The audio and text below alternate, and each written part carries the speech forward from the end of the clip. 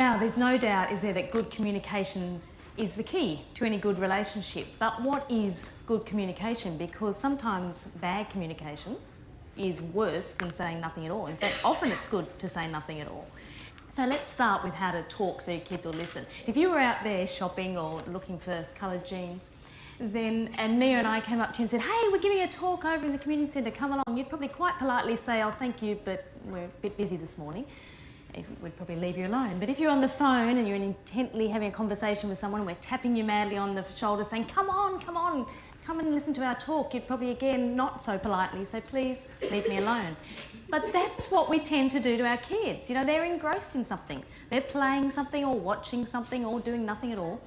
And we're expecting them to just drop everything, listen to what we're saying, or come and do what we want them to do. So it is really important to pick our timing. It is really important to just say, hey, in about 10 minutes, can you come and I want to have a talk to you about something, or you need to be in the shower by 7, that sort of thing. Give them plenty of warning, give them, that timing is essential. Think about a workplace you've been in.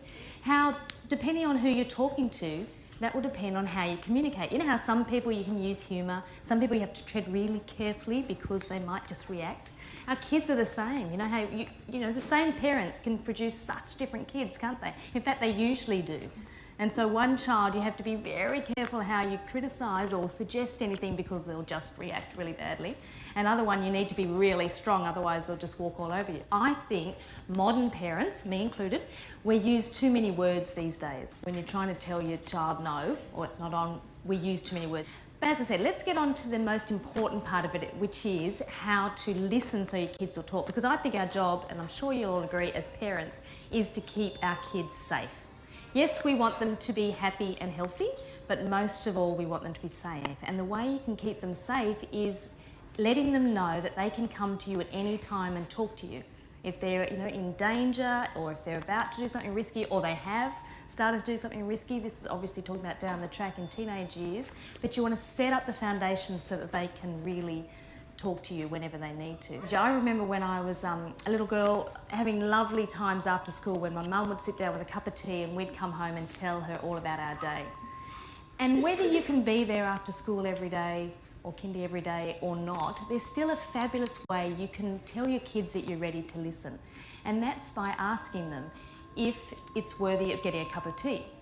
So I've obviously been saying this so often since I was my kids were very young, that I now get a text from even my 15-year-old daughter on the train, and she's very dramatic, my daughter.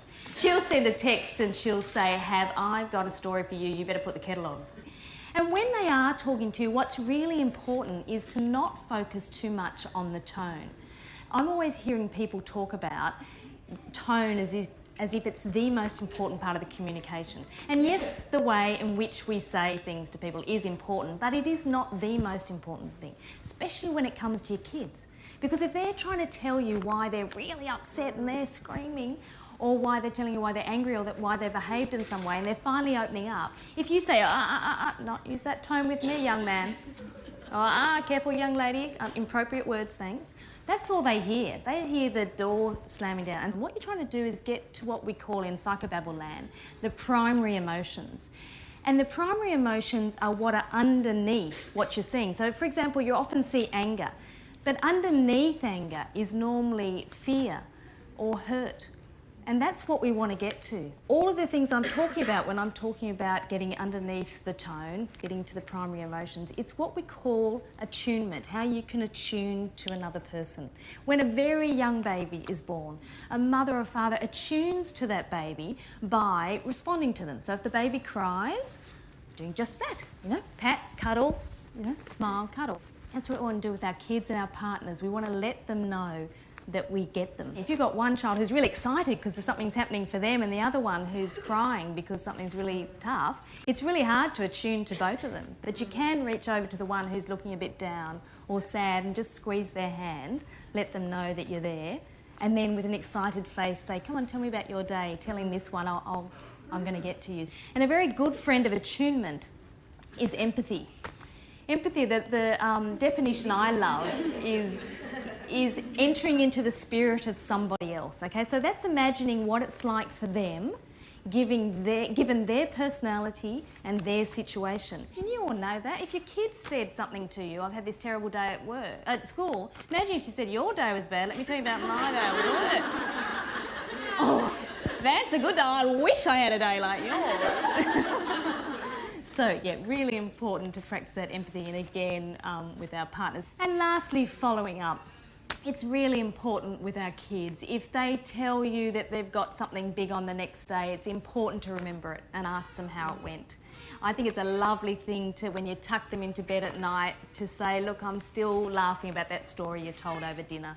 Or to tell them that, you know, I remember last week you said this, and then they get this message, wow, she was listening, he was listening, and that's just such an important gift.